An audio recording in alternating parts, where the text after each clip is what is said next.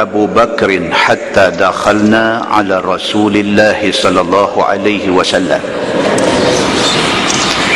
قلت نافق حنظلة يا رسول الله فقال رسول الله صلى الله عليه وسلم وما ذاك قلت يا رسول الله نكون عندك تذكرنا بالنار والجنة حتى كأن رأي عين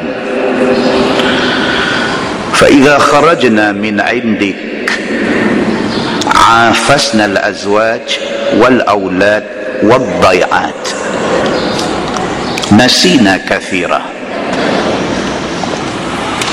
فقال رسول الله صلى الله عليه وسلم والذي نفسي بيده إن لو تدومون على ما تكونون عندي وفي الذكر لصافحتكم الملائكة على فرشكم وفي طرقكم ولكن يا حنظلة ساعة وساعة ساعة وساعة ساعة وساعة أو كما قال hadis sahih riwayat Imam Muslim. Daripada Hanzalah al-Usaidi radhiyallahu anhu. Dan Hanzalah ini adalah daripada kalangan penulis wahyu Nabi sallallahu alaihi wasallam. Tuan-tuan, macam yang kita tahu, Nabi sallallahu alaihi wasallam dia tak tahu tulis, dia tak tahu baca. Allah jadikan benda tu kepada Nabi bukan sebagai aib kepada Nabi, tetapi ada hikmah di sebalik dia. Kalau sekiranya Nabi ini dijadikan satu orang yang pandai menulis, pandai baca, pandai segala-galanya, apabila Nabi baca wahyu Allah dalam Quran, orang kata Nabi reka kerana dia pandai tulis, kerana dia pandai baca. Maka Allah takdirkan Nabi Muhammad sallallahu alaihi wasallam dia tak pandai tulis, dia tak pandai baca, tapi dia pandai. Di antara orang yang kerja sebagai katibul wahyi, penulis wahyu, apabila wahyu turun, Nabi baca wahyu itu, ada orang kerja tulis.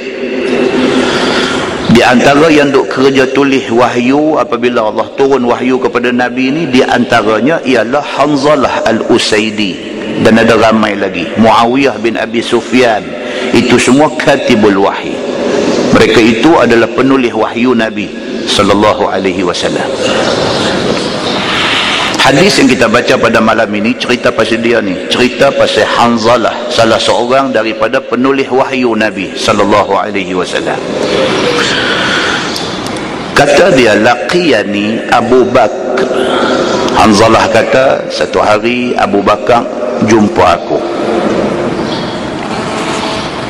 Faqala kaifa anta ya Hanzalah. Bila berjumpa dengan Sayyidina Abu Bakar As-Siddiq, Sayyidina Abu Bakar tanya Hanzalah, dia kata, apa khabar Hanzalah? Kata Hanzalah, nafaqa Hanzalah. Jawab Hanzalah, dia kata, hari ini Hanzalah sudah jadi orang munafik. Dia kata, dia pergi jawab macam tu. Sayyidina Abu Bakar jumpa dia, tanya dia, apa khabar? Dia pergi jawab satu jawapan yang luar jangka. Dia tak habang, kata habang baik. Dia, sebaliknya dia habang, dia kata nafaqa Hanzalah. Dia kata hari ini Hanzalah sudah jadi satu orang munafik. Qala Abu Bakar, Sayyidina Abu Bakar bila dengar macam tu, dia kata subhanallah, ma taqul. Dia kata subhanallah, Hanzalah hang cakap apa ni? Qala qultu nakunu 'inda Rasulillah sallallahu alaihi wasallam yuzakkiruna bin nar wal jannah hatta ka'anna ra'yu 'ain. Hanzalah kata cerita dia macam ni. Dia kata kita ni apabila duk ada di dalam majlis Nabi sallallahu alaihi wasallam, dan Nabi sallallahu alaihi wasallam duk peringat kita tentang syurga, tentang neraka, hatta ka'anna ra'yu ain, sehingga kan apabila Nabi duk cerita pasal syurga, Nabi duk cerita pasal neraka, kita yang duk dengar ni macam nampak syurga neraka ni. فإذا خرجنا من عند رسول الله صلى الله عليه وسلم عافسنا الأزواج والأولاد والضيعات. Masalahnya dia kata, kita ni apabila keluar aja daripada majlis Nabi sallallahu alaihi wasallam, kita balik ke rumah, kita merosakkan isteri kita, kita merosakkan anak-anak kita, wadhai'at, dan kita buat benda sia-sia. Pasal itu aku kata aku sudah jadi munafik. Munafik ni maksudnya apa? Maksudnya kita di satu ketika kita macam ni, di satu ketika kita macam ni. Tak serupa kita ni. Dia kata bila aku muhasabah balik diri aku, bila aku tengok balik diri aku ni munafik. Dia kata bila aku duduk dalam majlis Nabi, bila Nabi cerita pasal syurga, bila Nabi cerita pasal neraka, aku dengar ni kecut hati aku. Aku takut dengan apa yang Nabi duk kata. Pasal apa? Pasal pengajaran Nabi itu ka'anna ra'ya ain, macam nampak benda hak Nabi abang. Muslimin dan muslimat yang dirahmati Allah sekalian, Nabi SAW Allah bagi ke dia macam tu. Bila dia bercakap satu benda, orang macam nampak benda tu. Nabi SAW bila dicerita pasal syurga, orang yang duk dengar ni macam ternampak-nampak syurga depan mata. Nabi SAW kalau dia cerita pasal neraka, orang yang duk dengar ni macam duk nampak-nampak neraka di depan. Maka siapa juga yang duduk dalam majlis Nabi SAW, kalau Nabi cerita pasal syurga, dia rasa semangat nak buat ibadat. Bila Nabi cerita pasal neraka, dia rasa takut nak buat dosa. Masalahnya, kata Hanzalah, apabila keluar daripada majlis Nabi, daripada keluar daripada masjid, balik ke rumah hilang benda tu semua. Dia balik ke rumah bukan dia kata kita pula bila balik ke rumah, kita rosakkan isteri kita, kita rosakkan anak kita. Wadhai'at, bahkan kita bila balik rumah kita buat benda sia-sia, benda lara. Nafaqah Hanzalah. Dia kata kalau lagu tu Hanzalah munafik. Dia kata dia macam frustrated, dia macam kecewa dengan diri dia sendiri. Maka dia luahkan kekecewaan itu kepada Sayyidina Abu Bakar As-Siddiq. Kata Sayyidina Abu Bakar As-Siddiq apabila dia dengar Hanzalah kata macam tu, fa wallahi inna sanalqa mithla hadha. Abu Bakar bila dengar Hanzalah luah benda tu keluar mai depan dia, kata Sayyidina Abu Bakar As-Siddiq, dia kata fa wallahi, dia kata demi Allah wahai Hanzalah, inna lanalqa mithla hadha. Dia kata kita serupa, dia kata dalam bab ni. Bukan hang saja ada kena penyakit ni, aku pun kena. Sayyidina Abu Bakar As-Siddiq kata bila aku duduk dalam majlis Nabi, aku main dengan kecuk perut, aku main dengan takut, aku main dengan semangat, aku rasa macam nak bertobat, aku rasa macam nak berubah, aku rasa macam nak jadi orang lain lepas pada ni. Tapi bila balik ke rumah, habis benda ni semua. Kalau kita ada sama macam tu, kita bangkit berdiri, kita kata kita serupa. Bukan Hanzalah saja, bukan Sayyidina Abu Bakar saja, semua orang serupa. Di satu ketika kita rasa macam nak jadi orang baik sangat kita ni, di satu ketika karut kita ni.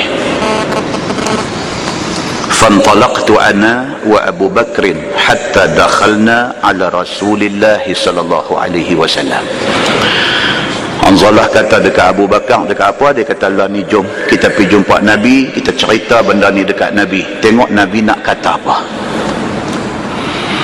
Adakah benda yang kita rasa, adakah benda yang kita lalui ini satu benda biasa, ataupun ada tak kena tang mana dengan kita yang kita boleh perbaik kok mana? Jom jumpa Nabi sallallahu alaihi wasallam. فانطلقت أنا وأبو بكر حتى دخلنا على رسول الله صلى الله عليه وسلم فقلت نافق حنظلة يا رسول الله. Sampai di rumah Nabi sallallahu alaihi wasallam, masuk duduk saja depan Nabi, terus Hanzalah kata nafaqa Hanzalah ya Rasulullah. Dia kata ya Rasulullah, Hanzalah hari ini sudah jadi orang munafik. Faqala Rasulullah sallallahu alaihi wasallam ma dhak. Bila dia mengaku macam tu depan Nabi, Nabi kata dekat dia wa ma dhak, apa hal ni Hanzalah tiba-tiba mai bercakap macam ni? Qultu ya Rasulullah nakunu indak tudzakkiruna bin nar wal jannah hatta ka'anna ra'yu ain. Dia kata macam ni ya Rasulullah, kami bila doa ada dalam majlis Tuan, kami jadi satu orang manusia yang cukup bagus. Bila Tuan sebut syurga, bila Tuan sebut pasal neraka, kami macam nampak syurga dan neraka ini. فَإِذَا خَرَجْنَا مِنْ عِنْدِكَ, tapi apabila kami balik saja ke rumah, عَافَسْنَا الْأَزْوَاجِ وَالْأَوْلَادِ وَالضَّيْعَاتِ, kami jadi orang yang merosakkan anak isteri di rumah. Nasina kathira, dia kata kami ni teruk betul, kami ni pelupa sungguh, kami ni tak lama dalam nak menerima pengajaran Nabi sallallahu alaihi wasallam. فقال رسول الله صلى الله عليه وسلم والذي نفسي بيده إن لو تدومون على ما تكونون عندي وفي الذكر لصافحتكم الملائكة على فرشكم وفي طرقكم ولكن يا حنظلة ساعة وساعة ساعة وساعة sa'atan wa sa'ah. Nabi kata dekat Hanzalah dan Sayyidina Abu Bakar yang doa ada di depan dia, Nabi kata wallazi nafsi biyadih, demi Allah Tuhan yang nyawa aku Tuhan duk pegang, in law tadumuna ala ma takununa indi wa fi dhikri, kalaulah hampa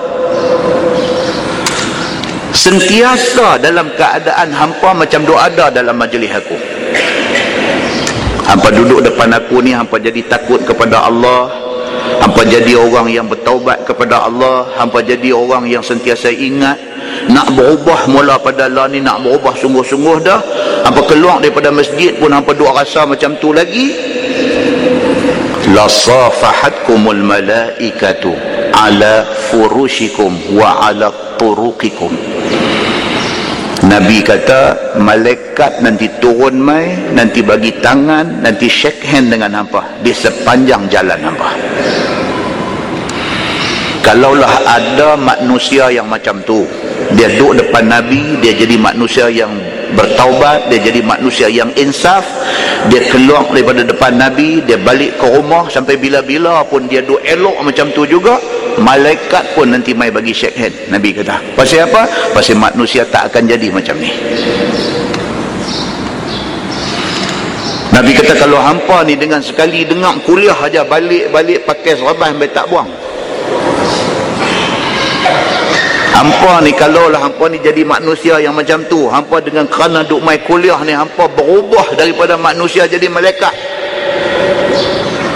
Kalaulah hampa macam tu boleh berubah sampai macam tu sekali dan perubahan itu kekal, malaikat nanti mai, dia nanti musafahah, dia nanti bagi satu shake hand dekat hampa, dia nanti kata tidak ada manusia macam hang dalam dunia ni. Walakin ya Hanzalah, Nabi kata akan tetapi wahai Hanzalah, sa'atan wa sa'ah. Nabi ulang 3 kali, sa'atan wa sa'ah, sa'atan wa sa'ah. Nabi kata akan tetapi wahai Hanzalah, biasalah manusia ni, ada satu waktu dia bagus sangat, ada satu waktu dia drop, ada satu waktu dia bagus balik, ada satu waktu dia down, ada satu waktu dia cantik, ada satu waktu dia jadi karut. Manusia biasa macam tu. Muslimin dan muslimat yang dirahmati Allah sekalian, hadis itu hadis sahih riwayat Imam Muslim. Apa yang diceritakan kepada kita dalam hadis ni adalah satu fenomena biasa ke atas manusia. Cuma janganlah kita ni drop kerap sangat. Yang tu aja. Kalau saat-saat latah, it's okay. That one normal. Itu manusia. Tapi kalau raplah lebih banyak daripada bagui, itu karut nama dia. Dalam sebuah hadis riwayat daripada Abi Ayyub radhiyallahu anhu, Abu Ayyub ini dia kata annahu qala hina hadarathul wafah, kuntu katamtu ankum syai'an sami'tuhu min Rasulillah sallallahu alaihi wasallam. Sami'tu Rasulullah sallallahu alaihi wasallam yaqul laula annakum tudhnibun la khalaqallahu khalqan yudhnibun yaghfiru lahum, atau kama qala, hadis sahih riwayat Imam Muslim. Abu Ayyub radhiyallahu anhu dekat dia nak mati. Dalam hadis kata annahu qala hina hadarathul maut, waktu dia tengah duk bergelut dengan sakratul maut, waktu lagi sikit masa lagi dia nak mati, tiba-tiba dia kata, Abu Ayyub kata, kuntu katamtu ankum syai'an sami'tuhu min Rasulillah sallallahu alaihi wasallam. Dia kata ada satu benda yang aku sembunyi daripada pengetahuan hampa semua. Yang benda ni aku dengar daripada Nabi sallallahu alaihi wasallam. Sahabat Nabi ni tuan-tuan, dia apa yang dia dengar daripada Nabi dia rekod. Lepas dia rekod, dia akan beritahu dekat orang. Pasal Nabi kata balighu anni walau ayah.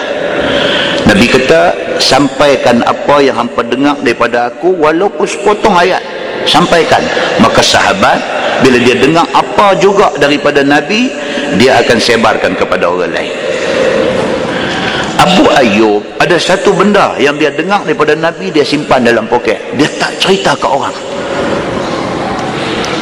Bila menjelang wafat dia, bila dekat nak mati, dia duk rasa guilty, dia duk rasa bersalah. Pasti ada satu benda dia duk simpan jadi rahsia dia, sedangkan Nabi kata benda ni.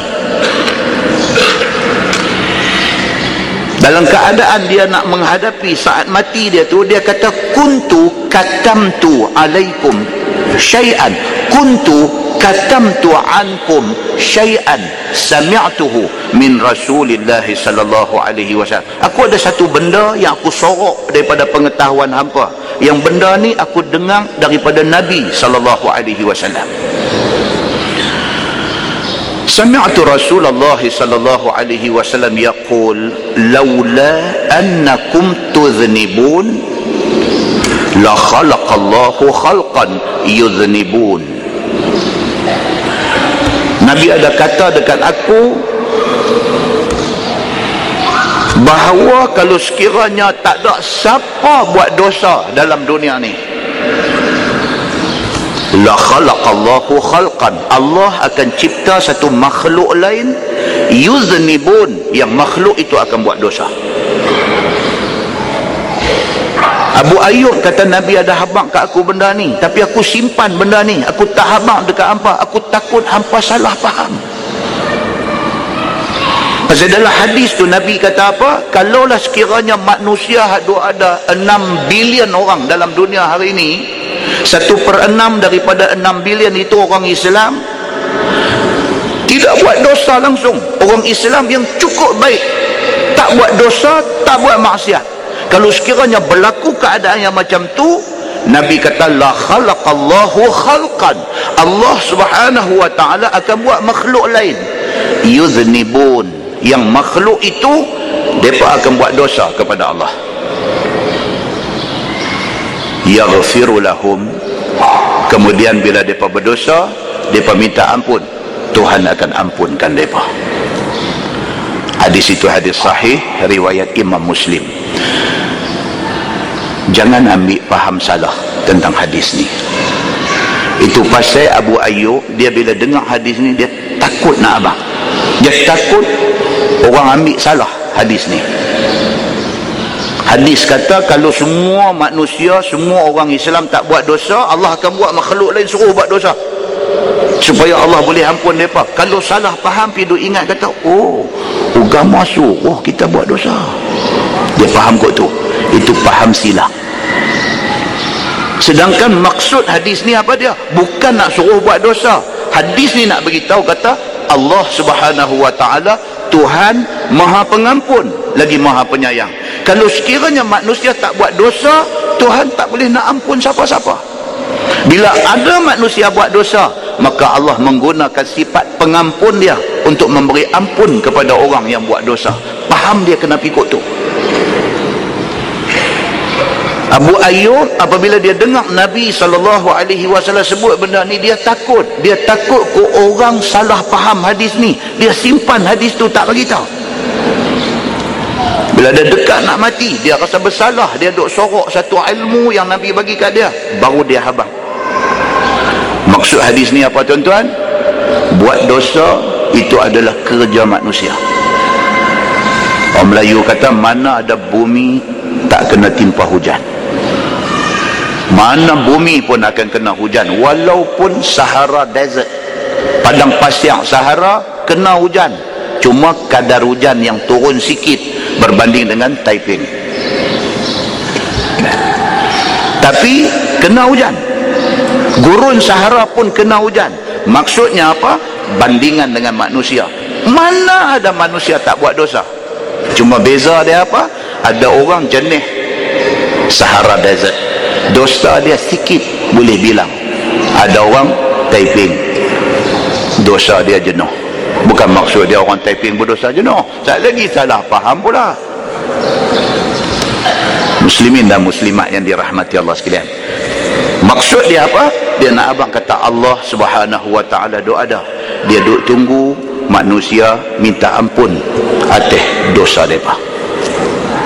Muslimin dan muslimat yang dirahmati Allah sekalian, paling tidak dalam sebuah hadis riwayat daripada Anas bin Malik radhiyallahu anhu, an Rasulillah sallallahu alaihi wasallam qala, law kana li bani adam wadin min zahab ahabba allahu wadiyan akhar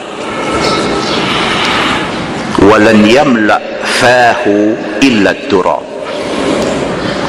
wallahu yatubu ala man taba, atau kama qala, hadis sahih riwayat Imam Muslim. Daripada Anas bin Malik radhiyallahu an, kata dia Nabi sallallahu alaihi wasallam bersabda, Nabi kata manusia ni, kalau Allah sudah bagi dekat dia harta satu lembah penuh dengan emas, ahabba anna lahu wadiyan akhar, dia mau satu lembah lagi. Ni manusia ni yang kata manusia, Tuhan buat manusia, Tuhan tahu manusia punya perangai tak akan pernah cukup. Kerja gaji 1,000, pergi cari nak pergi jadi 2,000. Boleh usaha bagi dapat perhatian, boleh naik pangkat cepat, gaji tambah, dia akan buat. Tak ada jalan, dia balik jual burger. Tujuan dia apa? Nak tambah income. Nama kata manusia ni, kalau kata tak ada selera dengan duit ni, pembohong. Nama kata manusia, hari-hari kepiah putih tak buang, tidur pun pakai serban, duit mau. Bukan mau saja, kalau boleh mau lagi, mau lagi, mau lagi. Itu manusia. Kalau tidak ada perasaan itu bukan manusia. Cuma orang yang boleh kontrol itu orang bagus. Itu saja. Kita bercakap tuan-tuan, biar kita berpijak di bumi nyata, biar kita bercakap secara realiti. Jangan bercakap di awang-awangan, benda bohong. Hakikatnya manusia tidak menolak duit, tidak menolak kebendaan, tidak menolak kesenangan, tidak menolak kemewahan. Cuma beza manusia apa dia? Yang mau duit, yang mau kemewahan cara halal, dengan yang membujuk lalu melintang patah. Itu saja beza dia. Maka Nabi SAW kata, "Lau kana li bani Adam wadin min zahab." Satu manusia, kalau Allah sudah bagi dekat dia satu lembah penuh dengan emas, ahabba anna lahu wadiyan akhar. Dia nak kalau boleh satu lagi. Walan yamla fahu illa turab. Nabi kata, mulut manusia, mulut ini adalah simbolik kepada nafsu. Nabi kata nafsu manusia tak akan dapat dipenuhi melainkan sampai hari dia mati tanah ditabuk ke dalam mulut dia. Itu manusia. Dia duk mau lagi, dia mau dapat 5,000 nak 10,000, 10,000 nak 20,000, 20,000 nak 50,000, 50,000 nak 100,000, 100,000 nak 250,000, 250,000 dia nak 1 milion. Manusia dia akan pergi macam tu. Ada peluang dia lagi nak pergi, ada peluang dia lagi nak grab, ada peluang dia lagi nak rebut. Bila ni benda ni nak berhenti? Bila Nabi SAW kata, bila mati masuk dalam kubur, orang tabung pasir nak kambuh dia, masa tu habis cerita nafsu dia, baru habis. Nabi kata, wallah yatubu ala man taba. Nabi kata, tapi Allah Subhanahu wa ta'ala bila-bila masa pun duk tunggu hamba-hamba dia bertaubat atas kesalahan mereka, dan dia akan menerima taubat mereka. Muslimin dan muslimat yang dirahmati Allah sekalian, kita ambil iktibar. Kita ambil iktibar, mudah-mudahan apa yang kita baca pada malam ini membawa manfaat kepada kita semua, insya-Allah. Kita menggunakan Bahrul Mazi jilid 21. Bahrul Mazi jilid 21. Muka surat 25. Muka surat 25 bawah sekali dia kata tafsir ayat 115 suratul Baqarah. Sesungguhnya telah datang beberapa hadis yang mentafsirkan ayat 115 surah Al-Baqarah itu, dan tiap-tiap hadis itu mendatangkan masalah fiqhiyah yang bergantung dengan amal ibadah kita. Ini tuan-tuan, Quran ke hadis ke, dia ada ayat-ayat dan hadis-hadis hukum. Bila kita baca satu ayat Quran, ada soal hukum di dalam ayat itu, dan ulama-ulama bila baca ayat tu, mereka cari hadis untuk nak menghuraikan apa hukum yang terkandung di dalam ayat itu. So malam ni insya-Allah kita akan tengok cerita tentang tafsiran kepada ayat 115 surah Al-Baqarah, yang di dalam ayat itu ada cerita hukum. Di antaranya dia kata, yang pertama hukum tentang kiblat, orang yang tidak tahu di mana arah kiblat. Ini soal yang pertama akan timbul daripada ayat yang disebut oleh hadis lagi. Pasal kiblat, masalah besar tuan-tuan. Setidak-tidaknya kita pergi melancong, pergi makan angin, kita check in satu hotel, masuk-masuk dalam hotel tu nak semayang. Bila nak semayang tak tahu kiblat belah mana, tengok atas siling tak ada bubuh arah kiblat. Pergi buka laci, ni tempat hotel selalu bubuh, sama ada di atas siling ataupun dalam laci. Pergi buka drawer yang ada dalam hotel, buka tak ada. Pergi cari di bucu meja di hotel, kadang-kadang dia bucu meja arah kiblat, pergi cari semua tak ada, tak tahu arah kiblat. Nak semayang, waktu dah nak habis, kita tekan receptionist kaunter di bawah dekat lobby, tekan, sorry I'm from bilik ini, nak tanya pasal kiblat. Sorry sir, I don't know, dia jawab pada muka hang. Dia jawab, sorry sir, I don't know. Allah kata kacau. Baik, itu perbincangan dia. Semayang nak kena semayang, nak talakuk mana? Itu satu, kiblat orang yang tak tahu di mana arah kiblat. Nak semayang juga nak buat lagu mana? Satu. Yang kedua, dia kata kiblat bagi orang yang semayang atas kenderaan. Kita pergi luar negeri, kita pergi Perth misalnya, Perth, bawa contoh pun Perth. Padahal Australia tu besar, boleh sebut Melbourne, boleh sebut Sydney, tapi pergi sebut Perth. Ataupun kita pergi umrah misalnya, kita pergi umrah, kita balik waktu subuh, kena dalam flight ni, duk naik kenderaan ni, duk naik kenderaan ni, nak semayang macam mana atas kenderaan? Ataupun lagi cantik punya contoh, apa dia? Kita nak pergi Penang, kita masuk jambatan pukul 7, tak masuk maghrib lagi, masuk jam atas jambatan, jam. Duk tengok masa 7 suku, 7.30, 7.45, pukul 8, tengah jambatan pun tak sampai lagi. Adat katanya, InsyaAllah lagi baru kita sampai balik sana. Maghrib nak kena semayang tak ke? Nak berhenti bagi signal emergency, turun semayang 5 orang tepi jambatan tu ke? Ataupun Allahu Akbar sujud atas steering tu ke? Atau macam mana? Macam mana nak buat? Lagu nak tahiyat atas gear ke apa ke? Tahiyat atas gear. Ini perbincangan yang akan datang tentang benda ni. Yang ketiga, dia kata kiblat pada masa awal Islam. Zaman awal-awal Islam dulu, kita duk baca cerita Nabi-Nabi dulu pun sembahyang. Kefarduan sembahyang pada malam Isra dan Mi'raj. Sebelum Isra dan Mi'raj, sembahyang macam mana? Menghadap ke mana? Ini perbincangan-perbincangan yang akan timbul di dalam ayat 115 surah Al-Baqarah. Tuan-tuan nampak dah hebat dah ilmu Quran ni? Ayat pendek tu aja. Ayat 115 surah Al-Baqarah, bukan di panjang mana pun. Perbincangan dia pergi sampai ke situ.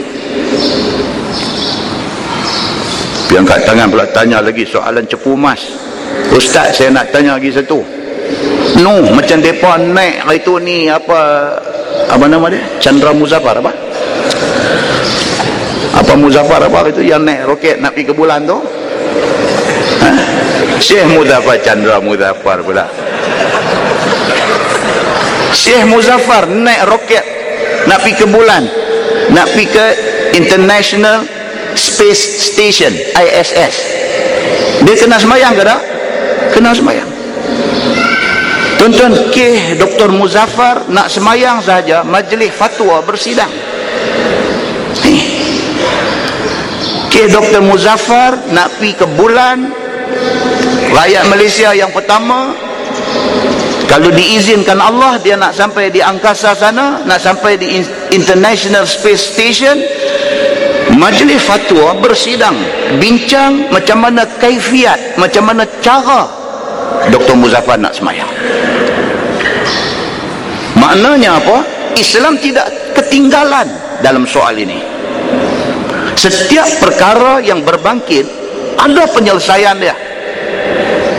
Muslimin dan muslimat yang dirahmati Allah sekalian, itu bidang ataupun itu skop perbincangan ayat 115 surah Al-Baqarah.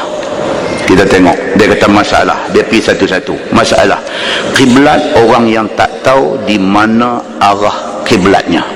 Start yang tu dulu. Sesungguhnya sekalian sembahyang itu wajib menghadap kiblat. Itu benda yang fundamental, benda yang asas, benda yang basic. Semua orang faham, sembahyang mesti menghadap kiblat. Okey. Maka jika seseorang itu membelakangkan kiblat, nescaya tiada sah sembahyang. Simple. Kalau sekiranya syarat sah sembahyang mesti menghadap kiblat, kalau tak menghadap kiblat, sembahyang tak sah. Very simple. Dan jika dia hendak sembahyang, tiba-tiba tak tahu mana arah kiblatnya, maka hendaklah dia ijtihad. Dia kata, ni dia mula nak cerita. Dah kalau kita tak tahu, semayang kena semayang juga. So macam mana? Ijtihad. Dia kata. Maka kaifiat berijtihad itu seperti dikehendaki, di mana utara, di mana barat, di mana selatan, di mana timur. Syarat nak ijtihad tu pun dia kena tahu juga, sekurang-kurangnya basic knowledge kena ada. Kita tahu utara, selatan, timur, barat kok mana. Dan di mana matahari naik, di mana matahari jatuh, ataupun tak tahu utara, selatan, timur, barat, tengok kot tingkap hotel. Tengok kot tingkap hotel, lah ni pukul apa? Pukul 5 petang. 5 petang, tenang tengok matahari jatuh kot belah mana. Tuh. Jika sekiranya itu siang hari. Dan jikalau malam hari, seperti diketahui di mana bintang kutub utara, di mana bintang kutub selatan, dan apa bintang 12 yang nampak pada dia, dan di mana terbit bulan, dan di mana tempat lenyap bulan itu. Ini dia nak main karut lah, ini nak main susah. Teropong tengok bulan pun tak nampak, apa pun tak nampak. Tang mana bulan main kot mana, nampak bendera PAS aja ada satu orang tu. Bulan ni bulan lain, ini tak boleh kira. Nak cari bulan betul di langit tu, cari tak jumpa. Nak semayang lagu mana ni? Nampak? Maka apabila sudah berijtihad dan tilik cari ke mana halah dan menghadapnya seperti yang disifatkan itu, maka sembahyanglah ia sebagaimana ijtihadnya itu. Bila dia dah tengok nampak pukul 5 petang. 5 petang nampak matahari macam duk turun kot tu. Matahari turun belah barat. Kita agak sinilah kot. Bismillah, Allahu Akbar, takbir. Sembahyang itu, sembahyang tak tahu arah kiblat yang sebenar, cuma ijtihad kita rasa kot tu, maka kita pun sembahyang dengan menghadap ke arah yang kita ijtihadkan tadi. Dan dia kata, maka sembahyanglah ia sebagaimana ijtihadnya itu. Dan jikalau sekiranya beramai-ramai tiba-tiba jatuh masing-masing berlainan ijtihadnya, 5 orang pi 5 orang check in hotel, sebilik 2 orang, sebilik 3 orang, ambil bilik connecting, balik ni duduk 2, balik ni duduk 3, 5 samdol ni tak tahu kiblat ke mana. Ni tanya dia ni tanya dia ni buka tingkap dia tengok kau ni, dia ni berdiri depan pintu hotel, dia langut tengok sana sini, tanya orang luar semua tak tahu. Pasal apa? Pasal dia pergi check in hotel di Beijing. Dia pergi Beijing, dia nak semayang di Beijing. Dia tanya toki hotel ni, dia berkata tak tahu, we don't know. Ambil. So nak semayang macam mana? Okey, dia ni tengok-tengok, dia kata matahari nampak jatuh kot ni. Okey, aku nak semayang kot ni. Kawan seorang lagi kata, dah, dia tak betul tu, aku perasan kot ni. Tanya nombor 3, dia ni kata aku perasan kot ni. Tanya 5 orang, 5 arah ijtihad. Macam mana nak selesai pula masalah ni? 5 ni tak sependapat, masing-masing yakin kata dia betul. 5 orang, 5 yakin kata arah yang mereka rasa tu betul. Macam mana nak selesai? Boleh selesai dengan cara one to show. One to show, lagu dia buat lagu tu, tengok nanti ikut boleh ke cara tu? Tak boleh. Baik, cuba kita tengok. Maka hendaklah masing-masing sembahyang menurut ijtihad masing-masing. Islam selesaikan macam tu. Kalau hang yakin kok ni, hang penderai kok ni. Dia ni yakin kok ni, hang penderai kok ni. Hang yakin. Masing-masing mengikut kecenderungan hati masing-masing. Dan antara mereka tak boleh kata hang salah, tak boleh kata aku betul. Aku rasa kok ni, aku buat kok ni. Aku rasa kok ni, aku buat kok ni. Itu penyelesaiannya. Okey, baik. Dan tiadalah boleh berikut-ikutan sembahyang itu. Tak boleh hang buat kau tu, dia ni nampak janggut jenuh lagi, aku ikut dia lah. Tak boleh. Dia tak boleh kira lagu tu. Dia bukan pertimbangan dia dari segi itu. Pertimbangan dia dari segi apa? Kecenderungan hati kita. Kita zan belah mana. Kita rasa macam kau ni. Kalau kita ikut dia, pasal dia ni nampak warak sikit, tapi hati kita duk rasa kau ni. Islam tak terima cara tu. Hang berat kok mana, hang buat kok tu. Dia kata. Nampak dah tuan-tuan? Keluasan ilmu Islam. Dia nak ambil satu pengajaran lain. Keluasan ilmu Islam. Sama kalau kita apply benda tu dalam konteks kehidupan kita hari ni. Kita tak boleh paksa semua orang ikut cara kita. Tak boleh. Kita punya cara, kita jenis pakai ketayap, tak mau pakai sorban. Kawan kita punya cara, dia jenis nak pakai sorban. Kawan satu lagi punya cara, dia nak pakai sorban, nak katuk telinga sekerat. Kawan ni lagi satu punya cara masing-masing. Kita tak boleh pergi kata kat dia, ni yang handuk katuk sekerat telinga ni macam sing. Tak boleh. Sing katuk sekerat itu sing punya pasal. Kita katuk sekerat, kita ada alasan kita. Kita tak boleh marah orang pakai serban, orang pakai serban tak boleh marah orang tak pakai serban. Tak boleh. Kita duk kata ni kalau ikut sunnah, misal mau duk buang tinggal janggut. Kita tengok Arab Saudi, mana negeri yang lagi kuat mendakwa kata mereka ikut sunnah. Kita tengok Syekh Sudais pun misal ada cantik juga. Awak Syekh Sudais tak ikut sunnah? Berlapang dada dalam hal-hal yang macam ni. Ada benda yang fundamental, benda yang vital, benda yang asas, benda yang tak ada tolak ansur, itu kena sepakat. Tapi benda-benda hak reja-reja, hak macam-macam ni, lapang dada. Islam nak beritahu apa? Even dalam bab semayang sekalipun, kalau satu orang yakin kata itu kiblat dia, dia semayang kot tu. Seorang lagi dia yakin kata kiblat dia kot ni, dia ikut kot tu. Dan dia tak boleh ikut orang tu orang ni sedangkan hati dia rasa kot lain. Tak boleh. Muslimin dan muslimat yang dirahmati Allah sekalian, bermula dalil, yang ni cantik. Bermula dalil yang menunjukkan atas yang demikian itu adalah hadis yang dikeluarkan oleh Imam At-Tirmizi. Dia kata ada hadis cerita tentang benda ni. Kata dia, an Amir bin Rabi'ah radhiyallahu anhu qal kunna ma'an nabi sallallahu alaihi wasallam fi safar fi lailatin muzlimatin falam nadri aina al-qiblah. Itu hadis dia. Diriwayatkan daripada satu sahabat Nabi sallallahu alaihi wasallam, nama dia Amir bin Rabi'ah. Kata dia adalah kami serta dengan Nabi sallallahu alaihi wasallam dalam satu perjalanan pada satu malam yang gelap kelam. Daripada dalam musafir, Nabi ada dalam musafir itu. Okay. Maka tiada nampak apa-apa dan tiada kami tahu ke mana arah kiblat. Malam tu dia sebut dalam hadis tadi, dia kata lailah muzlimah, satu malam yang gelap-gelamat. Tak nampak, nak tengok aku ada cahaya bulan tak nampak, aku nak nampak bintang tak nampak, apa pun tak nampak, gelap kelam. Ni nak semayang macam mana ni? Tiba-tiba sudahlah berselisih kami. Bila tak tahu arah kok mana nak semayang, berselisih. Dia ni kata aku rasa kok ni, pasal duk mai tadi duk nampak, tadi dia tak mai gelap macam ni lagi, tadi ada sikit cerah aku nampak macam bulan kok tu kok ni. Dia kata kok tu. Seorang kata kok ni, seorang jadi macam tu, berselisih depa ni. Seorang kata ke sini dan seorang kata ke sini. Manakala berlaku yang demikian itu, tiadalah kami sembahyang bersama-sama. Sahabat-sahabat ni boleh kerana hang kata kok tu, hang kata kok ni, hang kata kok ni, masing-masing sembahyang ikut arah masing-masing. Nabi ada, tapi depa tak pergi tanya Nabi. Depa buat selesai cara depa macam tu. Sambung hadis tu, dia kata fasalla kullu rajul minna ala hiyalih.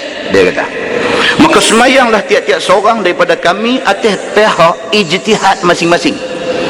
Dia rasa kok ni, dia pikuk ni, dia rasa kok ni, dia pikuk ni. 5 orang, 5 arah yang berbeza. Sambung hadis tu, falamma asbahna dzakarna dzalika lin-nabi sallallahu alaihi wasallam. Maka tak kala pagi esoknya keluar matahari dan zahirlah kepada kami masing-masing bahawa sembahyang tidak berbetulan kiblat. Esok tengok-tengok matahari naik kau ni. Bila matahari naik kau ni, maksudnya barat kau ni, matahari jatuh kau ni. Kemarin kita sembahyang duk tala belah matahari naik.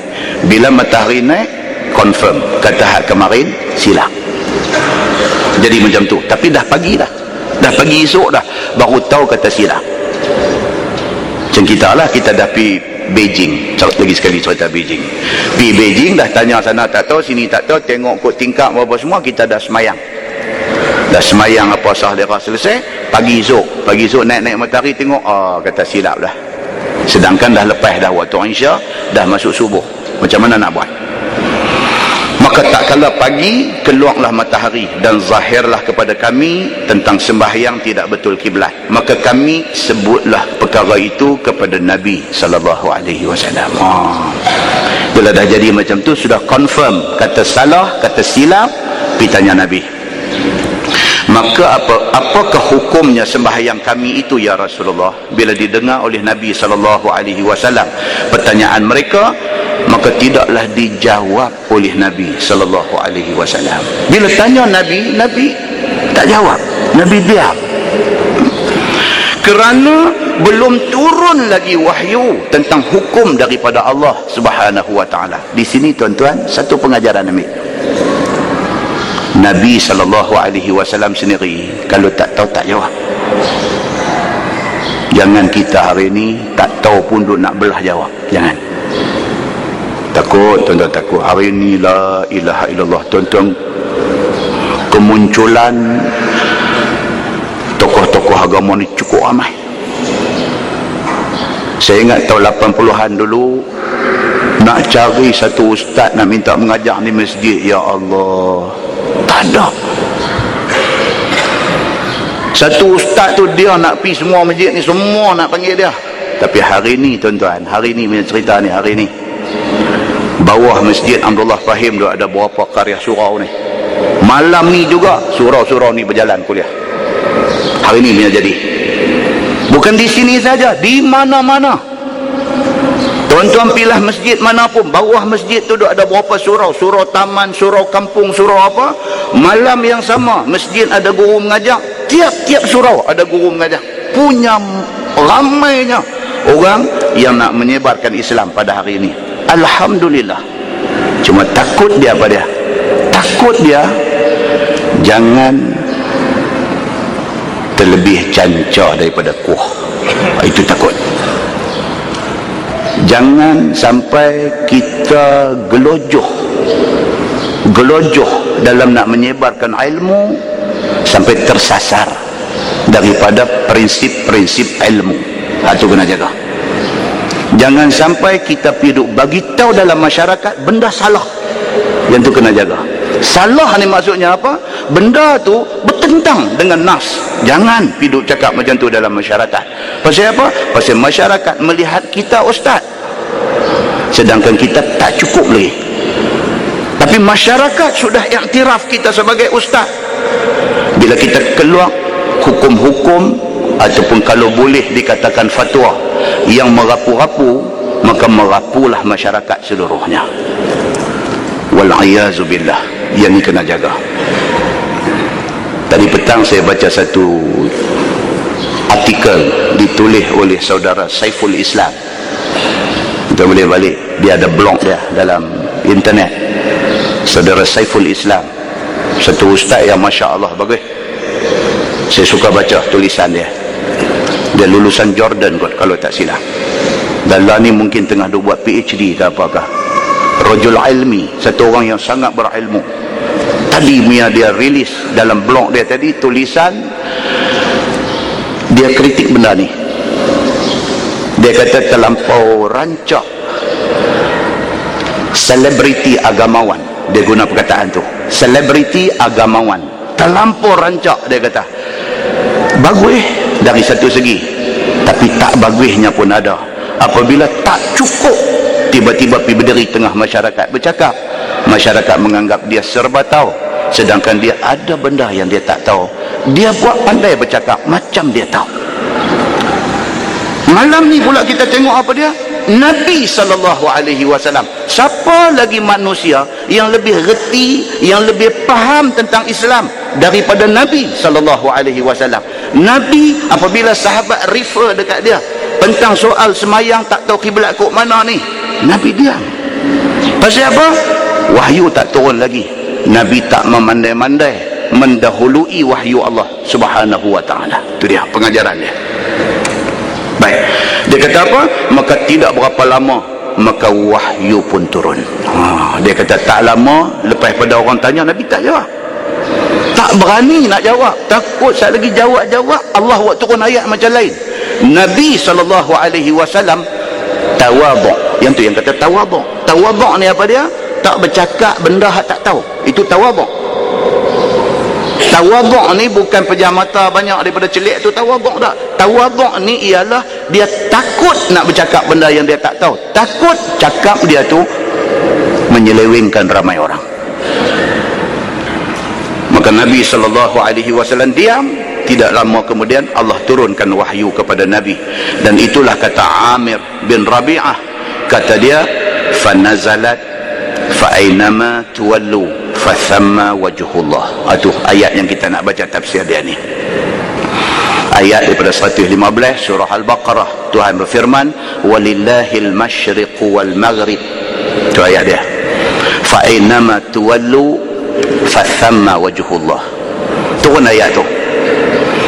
Kira-kira maksudnya, maka barang mana menghadap sekalian kamu, maka di sanalah kiblat Allah. Turun ayat tu. Dalam kes hampa tak sure mana arah kiblat, hampa ijtihad belah mana hampa menghadap, itulah kiblat. Maksud ayat tu macam tu. Begitu.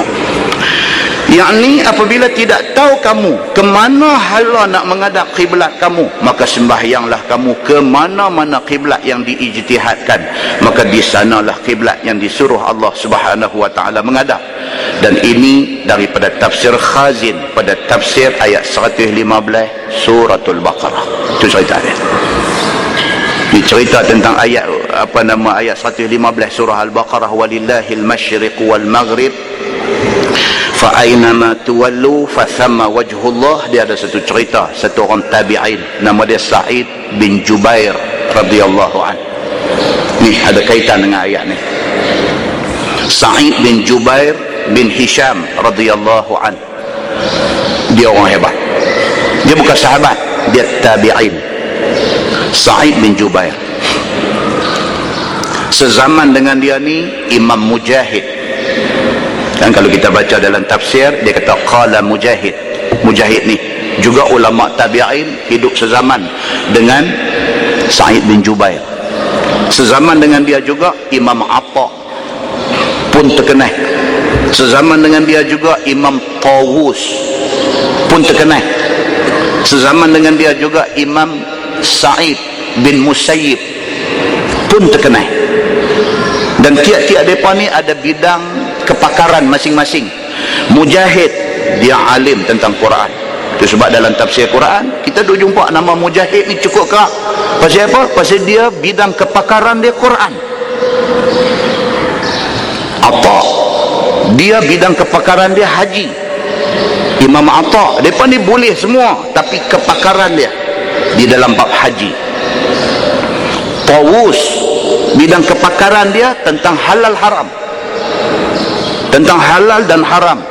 Imam Tawus, dia bidang kepakaran dia yang tu.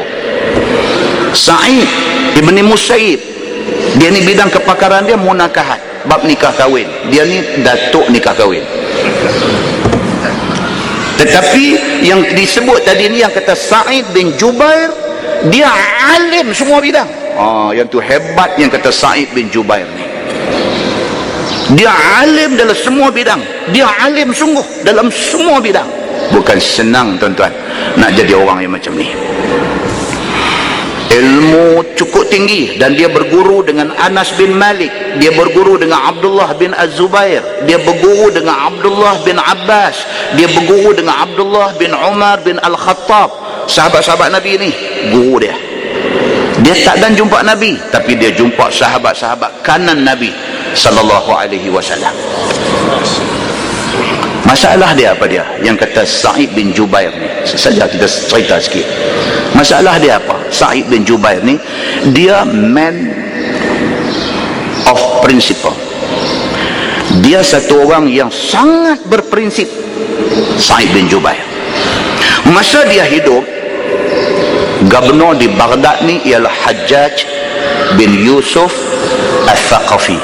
Selalu kita sebut cerita dia ni. Masya Allah, yang kata Hajjaj bin Yusuf Al-Thaqafi ni, Masya Allah, dia bunuh ramai sahabat Nabi. Bahkan dia antara yang dia bunuh siapa dia? Anak angkat Nabi, Abdullah bin Zubair bin Al-Awwam. Dia bunuh anak angkat Nabi. Maka Sa'id bin Jubair tadi ni, yang kata alim besar di kalangan tabi'in ini, dia hidup zaman Hajjaj menjadi gubernur di Baghdad. Dan dia satu orang yang prinsipal, satu orang yang berpegang kepada prinsip. Apabila dia tengok Hajjaj beraja di mata, bersultan di hati, buat zalim sesuka hati dia, bunuh orang mengikut kehendak hati dia, Sa'id bin Jubair tak boleh terima benda ni. Ulama lain cuba lari, cuba simpang, tak mau nak duduk belaga dengan Hajjaj ni sebab tahu akibat dia. Dia tak boleh. Dia kata Hajjaj tak betul, dia lawan. Ini yang cerita Sa'id bin Jubair. Diringkaskan cerita, Hajjaj tangkap dia dan tuduh kata dia pemberontak, dia menentang gubernur yang memerintah, dan dituduh dengan tuduhan tambahan kata dia ni pro Ali. Mereka ni semua geng Umayyah, kerajaan Umayyah, mereka tak suka kepada Sayyidina Ali, maka dituduh Sa'id bin Jubair ini pro Sayyidina Ali, Syiah. Diheret bawa dia mai ke depan Hajjaj. Hajjaj tanya dia, siapa nama hang? Dia jawab, aku Sa'id bin Jubair. Dia berani dia ni. Dia jawab dekat Hajjaj, dia tahu Hajjaj dah bunuh, tangan Hajjaj berlumuran darah, bunuh sahabat-sahabat Nabi, penghafaz Al-Quran, dia bunuh. Tidak ada orang pada masa tu yang apabila dipanggil ke depan Hajjaj tak ketang, semua ketang, bila panggil ketang, takut. Sa'id bin Jubair bila mai, Hajjaj tanya dia, siapa nama hang? Dia kata, nama aku Sa'id bin Jubair. Dia tak takut. Hajjaj tengok orang tak takut ke dia ni, dia bara, dia tak boleh, dia mau orang takut ke dia. Hajjaj kata dekat dia, hang bukan Sa'id, nama hang Syakik, dia kata, di bahasa Arab. Sa'id maksudnya bahagia. Hajjaj kata, tak, hang bukan nama Sa'id, hang nama Syakik, hang nama jahat, dia kata, hang bukan bahagia, hang orang jahat, orang celaka. Dia provok. Sa'id bin Jubair jawab balik dekat Hajjaj, dia kata, yang bagi nama dekat aku ialah mak ayah aku, bagi nama aku Sa'id. Hang siapa? Dia kata, nak tukar nama aku bagi jadi Syakik. Tuan-tuan, dia pergi bercakap lagu tu, capanglah telinga Hajjaj.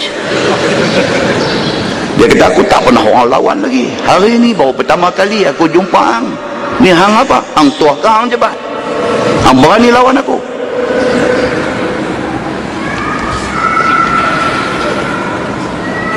Terus Hajjaj kata dekat dia, celaka hang, mak hang, bapa hang, tiga-tiga celaka.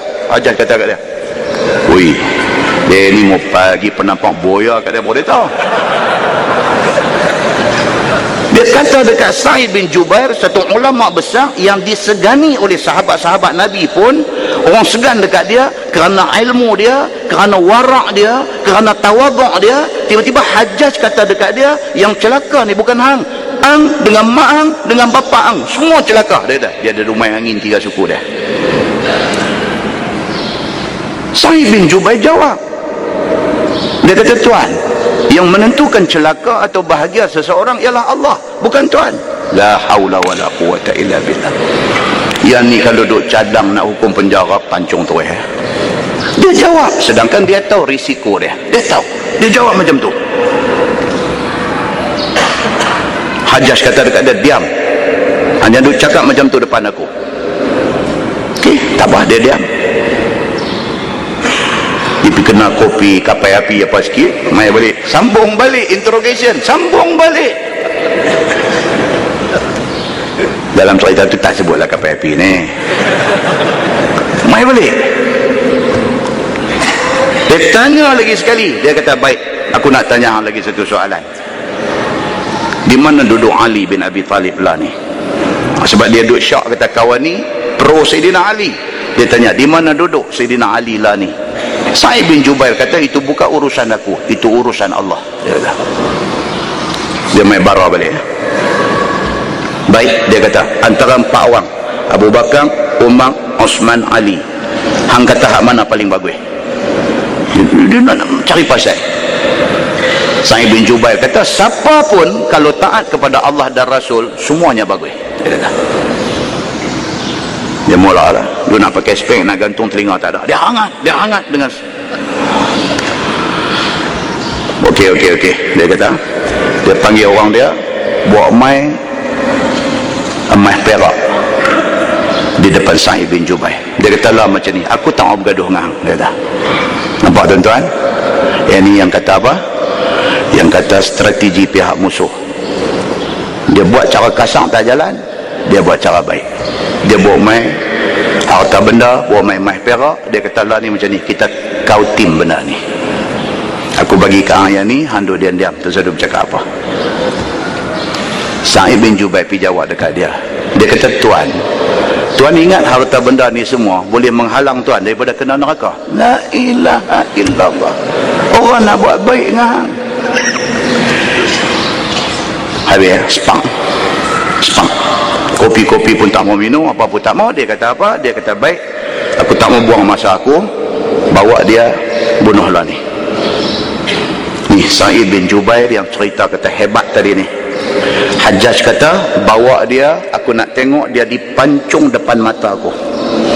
Sa'id bin Jubair ni dibawa mai kawahan nak pancung, perbah dia, letak tengkuk dia di atas tempat nak, kebetulan menghadap ke arah kiblat. Dia orang semaya. Dalam satu catatan menceritakan, kata dia ni kalau semayang semua orang kagum dekat dia. Pasal apa? Dia berdiri ni keras macam batu. Dia berkata tak nampak bergerak apa, keras macam batu. Dia duduk di depan Allah, dia sampai macam tu. Bila letak dia, perbah dia nak kebetulan menghadap kiblat, dia baca inni wajjahtu wajhiya lillazi fataras samawati wal ard hanifan wa ma ana minal musyrikin. Dia baca ayat tu, aku hadapkan wajah aku kepada Tuhan yang menjadikan langit dan bumi, dalam keadaan hanifan, dalam keadaan hati aku tetap kepada Allah. Wa ma ana minal musyrikin, sekali-kali aku bukan orang kafir. Hajjaj bila dengar benda tu, dia meruak, dia tak boleh dengar. Dia kata apa kali kepala dia ke belakang. Orang-orang dia pun pegang kalih kepala Sa'id bin Jubair ni, membelakangkan kiblat. Dia baca ayat 115 surah Al-Baqarah. Dia kata walillahil masyriq wal maghrib fa aina ma tuwallu fa thamma wajhullah. Dia baca ayat tu, timur barat semua hak Allah punya, kemana pun kamu alihkan pandangan kamu, kamu akan dapati Allah di sana. Dia baca ayat tu, tak boleh tahan Hajjaj ni. Dia kata, tunggu, aku nak tengok dia matilah juga. Dia nak pancung dia doa kepada Allah.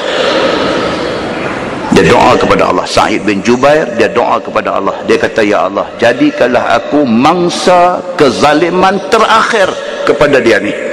Jangan izinkan seorang pun selepas daripada aku menjadi mangsa dia. Dia sebut doa dia, semua orang dengar.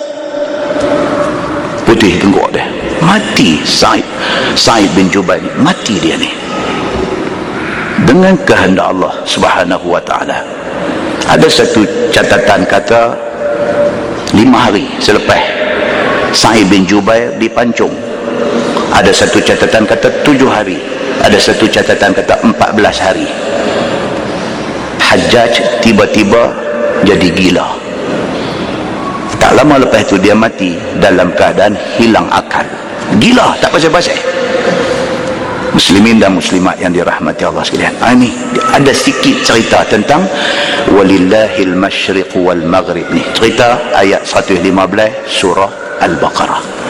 Muslimin dan muslimat yang dirahmati Allah sekalian.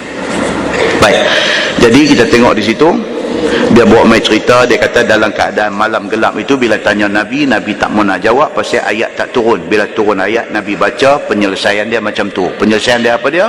Kalau kita tak tahu arah kiblat belah mana yang kita rasa itu kiblat, sembahyanglah, kamu akan jumpa kiblat di situ. Itu ayat dia. Kata At-Tirmizi, bermula ini hadis gharib dan tiada kami ketahui akan dia melainkan daripada hadis Ash'ath As-Samani Abi Rabi' dan Ash'ath itu mendhaifkan pada hadis. Ash'ath ni dia tabi'in. Sebahagian ulama kata dia ni mendhaifkan hadis, tetapi hadis yang kita baca tadi, Imam Nasiruddin Al-Albani mengatakan itu hadis hasan. Dia kata baik, masalah dia kata semayang yang tidak menghadap kiblat kerana gelap dan tak tahu di mana kiblat. Kata Muhammad bin Ismail As-San'ani di dalam kitabnya Subulus Salam, syarah kepada Bulughul Maram, bermula hadis dalam masalah itu menunjukkan bahawasanya orang yang sembahyang dengan tidak menghadap kiblat kerana gelap ataupun kerana kelam, maka itu memadai. Itu satu pendapat. Kalau kita memang tak tahu, memang blind, kita tak tahu kiblat kok mana, kita yakin belah mana kita sembahyang, sembahyang itu sah. Itu satu pendapat. Baik, dia kata sama ada ia serta memandang pada segala alamat dan dicari kiblat itu ataupun tidak. Dia kata tak perlu duduk cari tengok matahari naik turun kok mana, apa tak perlu. Pakai terus kata kok ni semayang kok ni, boleh dah. Itu satu pendapat. Longgar pendapat itu. Dan bersamaan juga ayat itu baginya salah itu dia waktu ataupun kemudian dia berdasar. Tak kira. Kalau dah lepas habis waktu, terbukti kata arah yang dia menghadap tu salah, bukan kiblat, semayang dia tetap sah, kata pendapat ini. Okey, baik. Katanya lagi, dan telah bersalah-salahan ulama pada ini hukum. Maka ada yang mengatakan memadai, ialah mazhab Asy-Sya'bi. Mazhab ni tuan-tuan, kita duduk tempat saja. Okey, mazhab Hanafi, mazhab Maliki, mazhab Syafi'i dengan mazhab Hanbali. Ada banyak mazhab, bukan 4 ni saja, ada banyak. Di antaranya mazhab Asy-Sya'bi, di antaranya mazhab Ats-Tsauri. Ada banyak mazhab, cuma yang diiktiraf ramai 4 ni saja. Ni dia kata mazhab Asy-Sya'bi dan juga mazhab Hanafi dan ulama-ulama Kufah pada hukum lain daripada orang yang sembahyang ia dengan tiada periksa cari serta yakin akan salahnya, maka bahawasanya dihikayatkan di dalam Al-Bahru, iaitu ijma' atas wajib ulang semayang atasnya. Ada satu pendapat lagi kata, kalau masa nak semayang tu dia tak tengok dulu matahari naik ke mana turun ke mana, dia pakai balas semayang lagu tu aja, kemudiannya tahu kata salah, dia kena ulang balik semayang tu.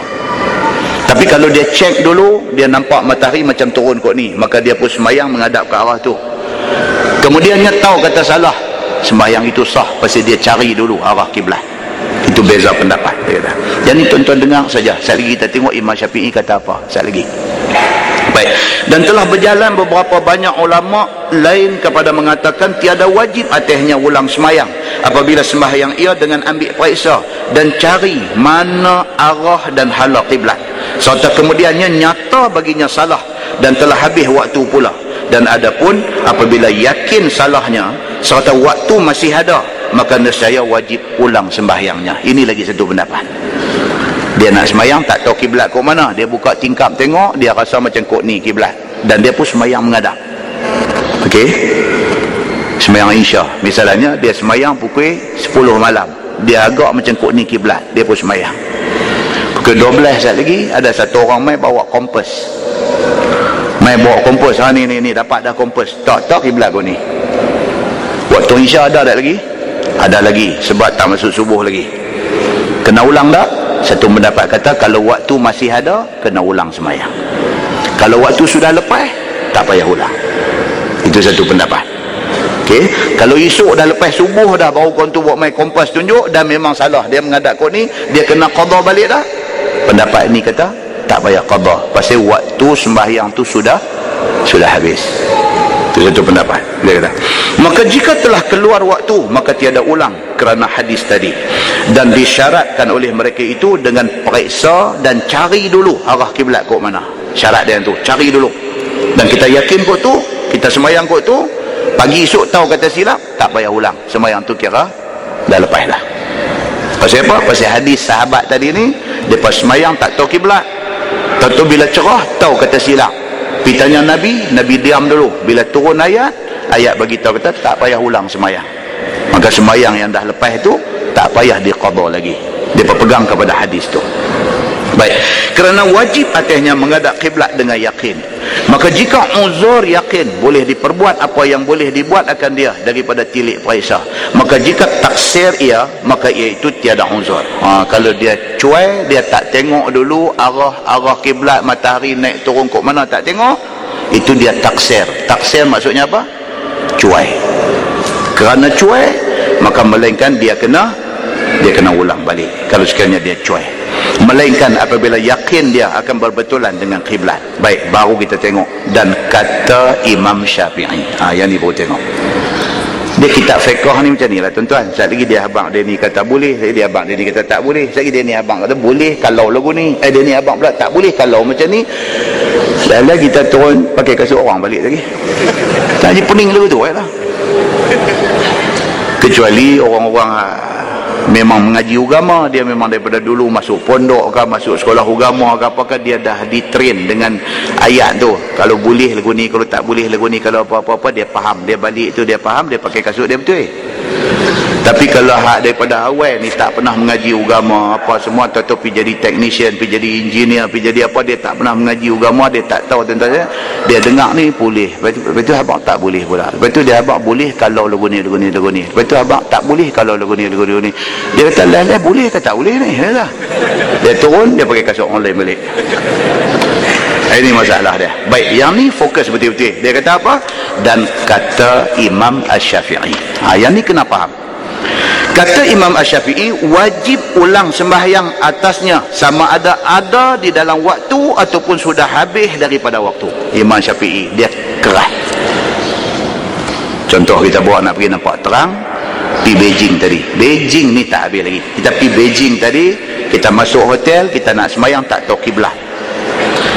Bila tak tahu kiblat, tanya pihak hotel pun tak tahu. Lepas tu kita tengok mai agak-agak, kita kata kok ni kiblat, kita pun semayang.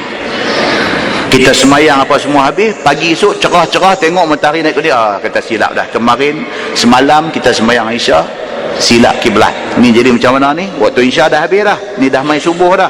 Adakah Isya tu nak kena qada? Imam Syafi'i kata apa? Kena qada.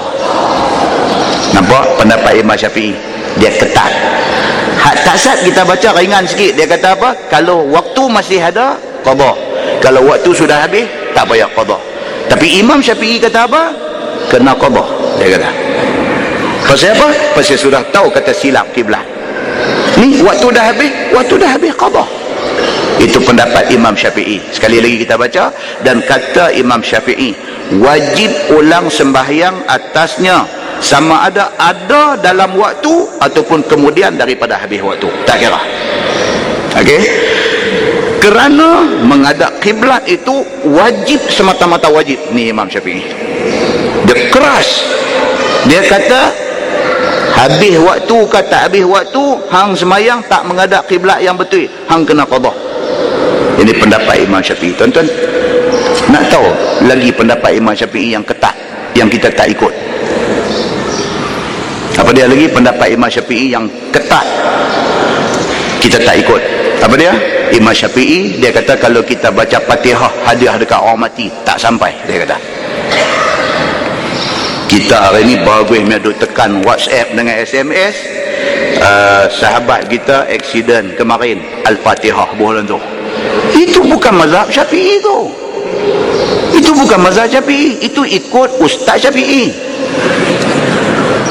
Imam Syafi'i dia tak sampai, dia kata.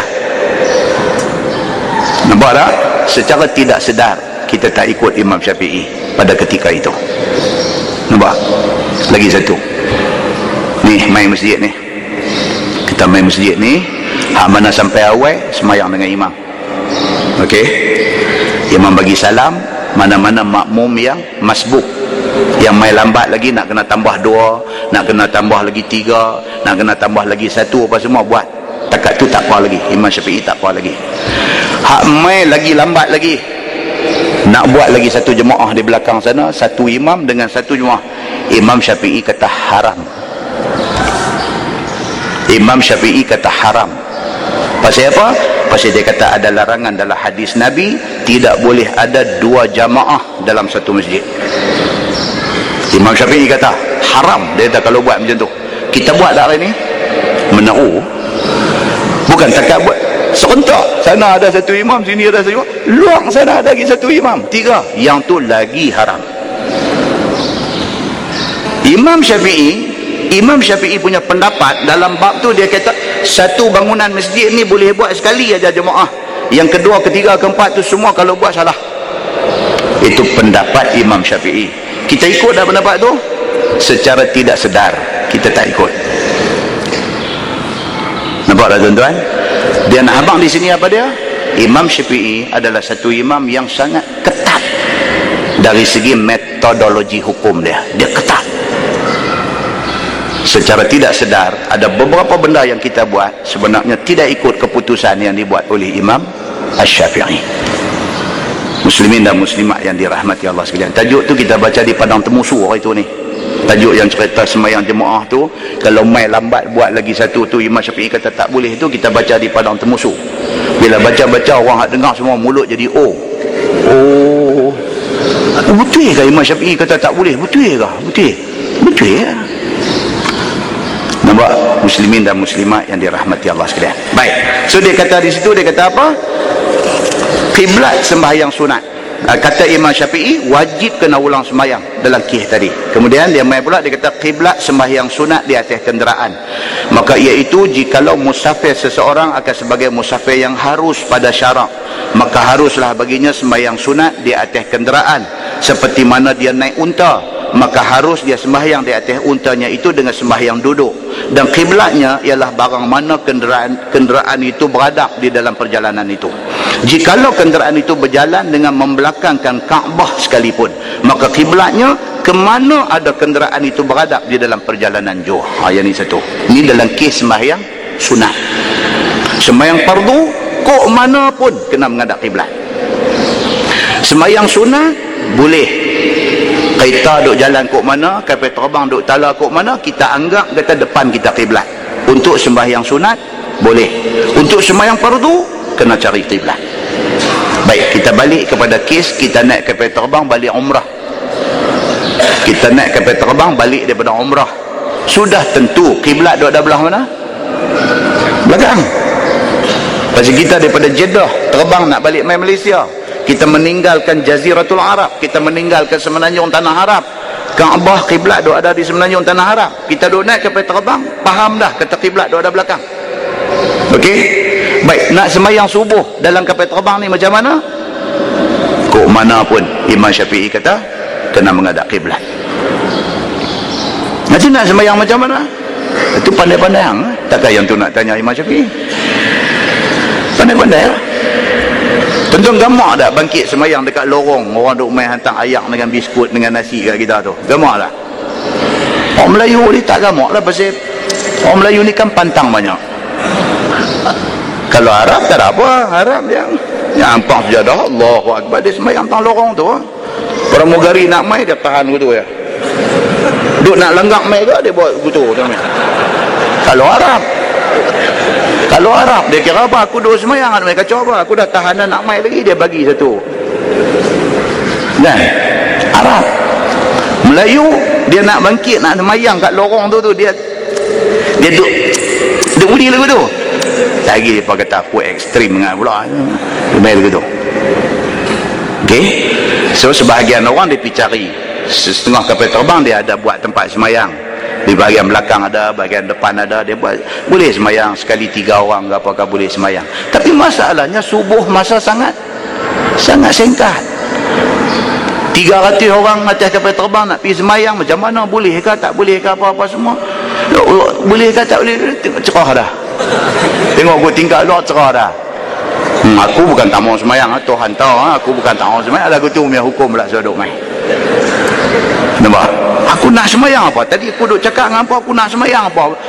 Tak sembahyang sudahlah, duk diam-diam dah. Dan kita kena menghadap kiblat. Okey, so apa yang kita boleh buat dengan teknologi yang ada hari ini? Skrin duk ada di depan, tengok skrin tu. Kapal terbang duk terbang ke mana, dia ada map. Kapal terbang duk lintas apa? Indian Ocean. 3 arah dia naik ke atas ni. Perth, Beijing, Indian Ocean. Dia naik lah. Tengah duk lintas Indian Ocean. Kita pun tengok dalam skrin tu Indian Ocean. Okey, kapal terbang duk lubu ni. Tengok balik Jazirah Arab, Mekah duk belah mana. Okey, agak-agak kalau kita sengit sikit ke belah kanan, agak-agak okey, boleh kena dengan kiblat. Sembahyang menghadap kiblat tapi secara duduk atas seat. Takbir, Allahu Akbar. Lagu tu punya sengit duduk. Rokok sikit, tidak sami Allah, sujud buat rendah sikit lagi, dapat 2 rakaat aja, sat aja. Assalamualaikum warahmatullahi, assalamualaikum warahmatullahi, habis, khalas. cantik. Tidak timbullah kemelut perbincangan tentang sembahyang hormat waktu, boleh tak boleh. Ni cerita nak iri panjang. Sebab apa? Bila sembang hormat waktu, ada orang kata boleh, ada orang kata tak boleh. Duk tengkang tu tak sembahyang apa tu juga, sama juga. Jadi lagi baik kita tengok skrin tu, kau belah mana kapal terbang duk pi, Mekah duk ada belah mana, agak-agak okey, sini betul kiblat dia. Allahu akbar atas bangku tu. Alhamdulillah. Selesai sembahyang kita, kewajipan yang tertanggung atas bau kita selesai, hati kita lapang. Muslimin dan muslimat yang dirahmati Allah sekalian. Masalahnya apa dia? Kena menghadap kiblat untuk sembahyang fardu. Untuk sembahyang sunat tak ada masalah. Dia kira apa? Kok mana kenderaan duk pi, kita zon kata situ kiblat. Sembahyanglah witir ke, sembahyanglah qabliyah subuh ke apakah, sembahyang atas bangku tu tanpa perlu mengambil kira tentang arah kiblat. Itu untuk sembahyang sunat. Dia kata, baik, ni cerita yang dia duk mai di sini. Masalah di atas sembahyang sunat di atas kenderaan dengan membelakangkan kiblat itu harus ia. Bermula dalil yang menunjukkan harus yang demikian itu adalah hadis yang dikeluarkan oleh Imam At-Tirmizi. Kata dia, Ani bin Umar qal, kana Nabi sallallahu alaihi wasallam yusalli ala rahilatih tatawwu'an aynama tawajjahat bih. Itu ayat dia. Hadis dia diriwayatkan daripada satu sahabat Nabi sallallahu alaihi wasallam, nama dia Abdullah bin Umar bin Al-Khattab radhiyallahu anhuma. Kata dia, Nabi sallallahu alaihi wasallam sembahyang atas kenderaan akan sembahyang sunat. Berhadap Nabi ke mana berhadap kenderaan itu dengannya.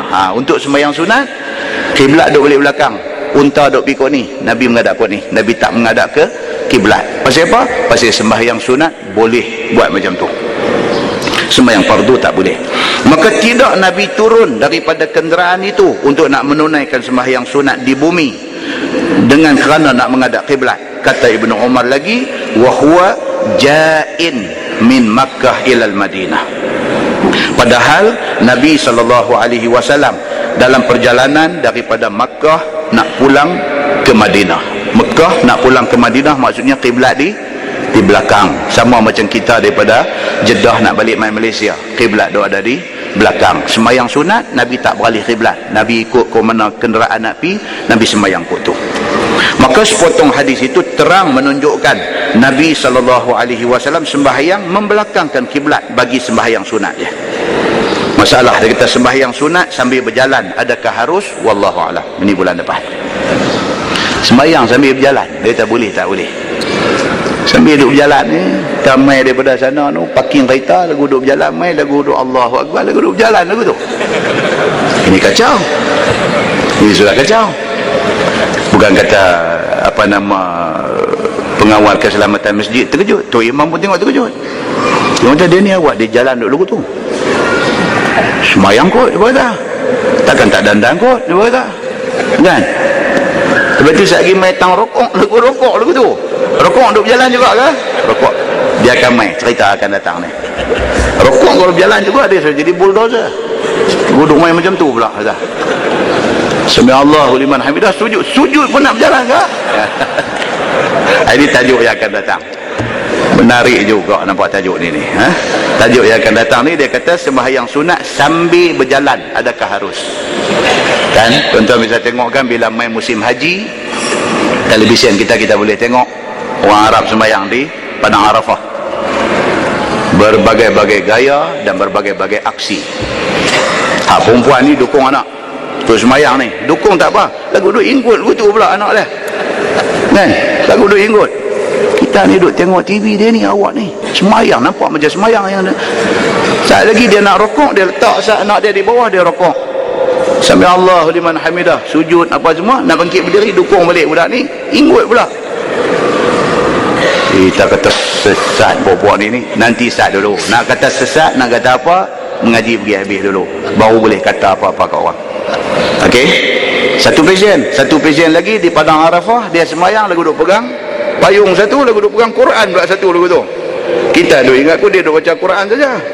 Tengok rokok, tak payung tepi, Quran pun lampu kek rokok. Sami Allahu liman hamidah, dia sujud. Dua antara dua sujud, bangkit berdiri, ambil balik Quran, buka, ambil balik payung. Wih, kita kata ni macam mana ni depan ni? Tajuk yang akan datang akan bincang benda ni. Ada tak ada berlaku di zaman Nabi ada tak ada hadis yang menceritakan tentang perlakuan ini? Kan? Kita jumpa pula satu hadis cerita tentang duduk semayang, pintu rumah kunci, duduk semayang, orang balik tutup pintu, Assalamualaikum, Assalamualaikum, hampa pergi mana habis semua? Satu macam yang berjalan bila aku duduk buka kunci, buh balik pergi Agostan, mai dulu sambung semayang balik. Boleh tak boleh buat macam tu? Tajuk yang akan datang akan membicarakan tentang benda ni. Ada beberapa benda yang nampak ganjil, tapi ada tak ada hadis yang menyokong perbuatan itu. InsyaAllah kita akan tengok di kemudian hari. Jadi hadis-hadis ni semua dia main dekat kita, bukan dia suruh kita buat. Dia nak abang kata benda tu pernah berlaku. Kan, jangan lepas-lepas balik mengaji ni lagu semua dia buat lagu tu. Kan, sambil duduk turun ni, tengok-tengok sambil duduk pakai kasut, nanti yang duduk takbir. Ni apa ni? Witir lah, buat siap-siap witir. Awak yang tak buat di atas masjid tadi. Ada kata ustaz kata boleh. Ini dia kata sip masa kalau semayang di atas ni nak kena buang lagi 5 minit. Dia nak kena pergi ambil anak tuition lah apa semua. Sambil duduk turun saruk kasut ni, dia witir duduk jalan. Sampai tepi pintu kereta, sujud apa rukuk apa sat. Okey, masuk start kita jalan. Lepas tu orang pergi report pejabat agama, kata ni sejak mengaji kat dia ni lah orang pakat jadi lagu ni. Jangan tuan-tuan.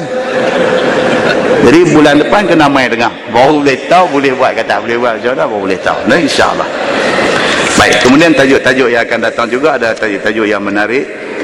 Dia akan sampai di bulan depan, insyaAllah kita akan masuk satu tajuk tentang makam Ibrahim. Kan kita duk pergi haji, kita duk pergi umrah, kita dah tengok dah satu tempat yang nama dia makam Ibrahim.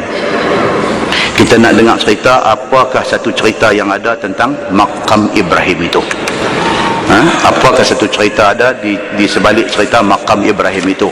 Dan dia berkisah daripada ayat Quran, cerita tentang ayat perintah supaya jadikan wattakhidhu min maqami Ibrahim musalla, dan jadikanlah makam Ibrahim itu musalla. Kita tangguh dengan tasbih kafarah dan suratul Asr.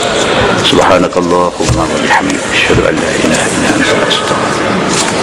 Bismillahirrahmanirrahim. Wal 'asr innal insana lillazina amanu wa 'amilus solihati wa tawassaw bil haqq. اللهم صل على محمد في الأولين والآخرين وسلم رضي الله تبارك وتعالى عن ساداتنا أصحاب سيدنا رسول الله أجمعين. بسم الله الرحمن الرحيم. الحمد لله رب العالمين حمدا يوافي نعمه ويكافئ مزيده.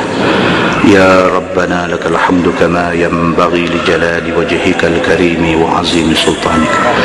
رضينا بالله ربا وبالإسلام دينا وبمحمد نبيا ورسولا. اللهم افتح علينا فتوح العارفين وارزقنا فهم النبيين بجاه خاتم المرسلين. اللهم فقهنا في الدين وعلمنا التأويل واهدنا صراطك المستقيم. اللهم أرنا الحق حقا وارزقنا اتباعه وأرنا الباطل باطلا وارزقنا اجتنابه. اللهم اجعل جمعنا جمعا مرحوما وتفرقنا من بعده تفرقا معصوما. وصلى الله على محمد وعلى آله وصحبه وسلم والحمد لله رب العالمين. السلام عليكم.